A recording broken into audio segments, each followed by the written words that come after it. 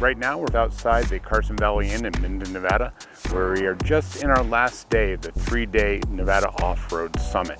The summit is held annually as a gathering of all stakeholders in motorized off-road recreation, as well as some of those that are interested in the mechanized, the bicycles, and the pedestrian, the hikers. This year is the first year that Nevada Off-Road Association is hosting the annual summit, and we designed and focused on partnerships and stewardship.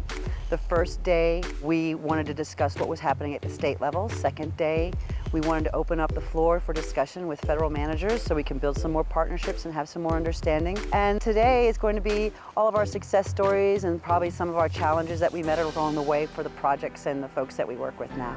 During the summit, we do our best, if weather permits, to do a trail ride. After the panels with the land managers, we all went out together on a trail ride, and it was a little bit of everything. We had some discussions, we saw some beautiful land, it was some rough riding, and then it was some average off-road that you can see. It was a great trail ride. It was really fun to interact with a lot of the upper management within like Forest Service and BLM, the OHV commission members that were out there on the ride. Yesterday's trail ride was about 30 miles or so. We had 25 vehicles enter the ride, and we came out of the mountains with 23. We were able to find everybody and get everybody back safely and comfortably, but it allowed us the opportunity to show people from all over Nevada what it's like to ride here in the Pine Nut Mountains of Douglas County. It also provided the opportunity for the federal lands managers to address some of the problems they see, both with the motorized off-road recreation community and those who are out in the desert at any given time. Our goal is to reduce conflicts, because reduced conflicts also make sure that we can protect your access to your public land. We tasked the Bureau of Land Management to lead that ride for a number of reasons, but primarily because they are the ones that see some of the problems that we have. One of the problems doesn't, for a change, come from us in the motorized off-road recreational community, but also a lot of those parcels up there are both tribal and or privately owned.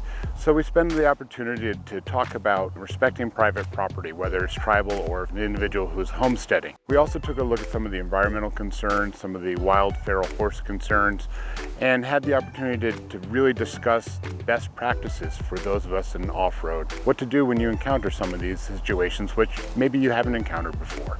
So big thank you to the Bureau of Land Management, the Sierra Front Field Office for putting that together.